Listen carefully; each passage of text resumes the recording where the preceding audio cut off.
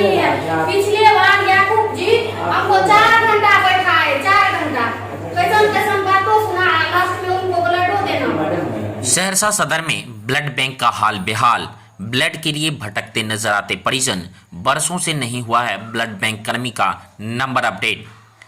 अस्पताल में मौजूद बोर्ड भी हो रहा बेकार साबित, जहां स्वास्थ्य विभाग को लेकर बिहार सरकार तरह तरह के हथकंडे अपना रही है जिससे आम लोगों तक मूलभूत सुविधाएं उपलब्ध हो सके, लेकिन आम आदमी अपने अधिकार और सुविधा को ढूंढने में रह जाते हैं।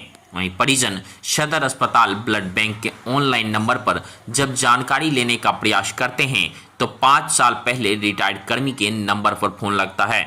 उनका कहना होता है कि हम तो भाई साहब रिटायर्ड हो चुके हैं, अब आप दूसरे जगह फोन कीजिए।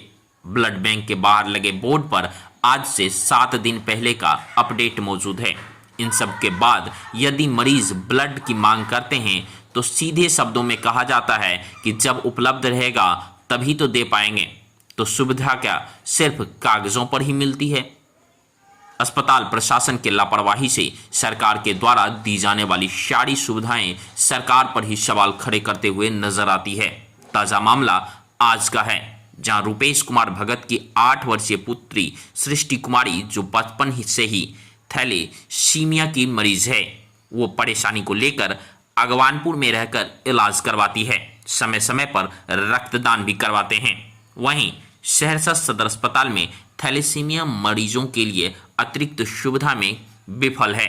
सहरसा सदर अस्पताल रक्त सेवा केंद्र पर जब मरीज के परिजन अपने मरीज के लिए रक्त लेने आते हैं तो कर्मी के अभाव में उन्हें घंटों इंतजार करना होता है। रक्तदान कर्मी और चिकित्सा पदाधिकारी की 24 घंटी सेवा देने वाली आउटसोर्सिंग एजेंसी केवल एक पाली में ही सेवा देकर खाना पूर्ति करते हैं, जबकि मानक के अनुसार एक पाली में एक चिकित्सा पदाधिकारी, प्रयोगशाला में टेक्नीशियन, स्टाफ, नर्स, चतुर्थ वर्गीय कर्मचारी और काउंसलर की उपस्थिति होनी चाहिए। लेकिन मानक का उल्लंघन कर चिकित्सा पदाधिकारी की अनुपस्थिति में ही रक्तदाता से रक्त का आदान प्रदान कर लिया जाता है और प्रतिदिन रक्त के आदान प्रदान करने वाले रक्तदाता को रक्त केंद्र में अल्पाहार देने का प्रावधान है, जिसकी राशि बिहार राज्य एड्स नियंत्रण समिति द्वारा सदर अस्पताल सहरसा रक्तदान केंद्र को उपलब्ध करवाया जाता है।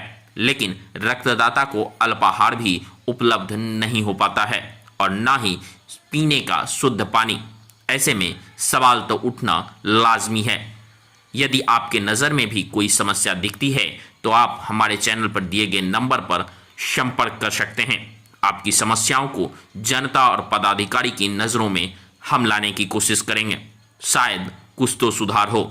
सहरसा से इंद्रदेव की रिपोर्ट। परेशानी यह है, जब भी हमारे बच्चे थैलेसीमिया पेशेंट है और उसको हम ब्लड चढ़ाने के लिए यहाँ पे आए हुए हैं। उसका हीमोग्लोबिन 5 के लमसम है, लेकिन हीमोग्लोबिन चेक नहीं कराए हैं, करा के ही यहाँ पे आएंगे। तो यहाँ पे जब फॉर्म लेने आए तो यहाँ पे बोला गया जो ब्लड ओ पॉजिटिव नहीं है, बी पॉजिटिव है। तो इसीलिए हम ब्लड ओ पॉजिटिव के लिए मांग कर रहे हैं। जो थैलेसीमिया बच्ची है इसकी जान बचाने की कृपा की जाए। ये तो एक कैसा बीमारी है, ये हम लोग से बेसी जो है, हमसे बेसी तो सभी जानते हैं। जो थैलेसीमिया एक संक्रमण बीमारी है जो कि ब्लड महीने महीने या 15-20 रोज पे चढ़ाया जाता है। और महीने देता था जी, अगले महीने भी 3 घंटे बैठा के ही दिया गया है, जो कि यहाँ से सही से नहीं मिल पाती है। अभी मांगे तो क्या बोला? अभी बोल रहे हैं जो ओ पॉजिटिव नहीं है। यहाँ स्टॉक पर भी नहीं चढ़ाया हुआ क्या है? नहीं, हाँ वही चीज़ स्टॉक पे भी नहीं चढ़ाए हुए हैं और ना ऑनलाइन पे भी चढ़ाए हुए हैं जो हम लोग देख सकें। 29/4 का है ऑनलाइन और आज का जो है 26/4 का बोर्ड पे टंगा हुआ है, जिसमें 9 यूनिट बता रहा है ओ पॉजिटिव, अभी बता रहा है नहीं है। क्या नाम है आपका? रुपेश कुमार भगत। आप बच्ची का? सृष्टि कुमारी। कोशिश करेंगे और उम्मीद है कि आगे से कोई दिक्कत नहीं होगी। ब्लड बैंक जो हमारे यहाँ ये आउटसोर्स है, जो यहाँ का संतोष मेडिकल एजेंसी करके पूर्णिया का है, वही आउटसोर्सिंग पर चलाता है। राज्य स्वास्थ्य समिति के द्वारा नामित है वो।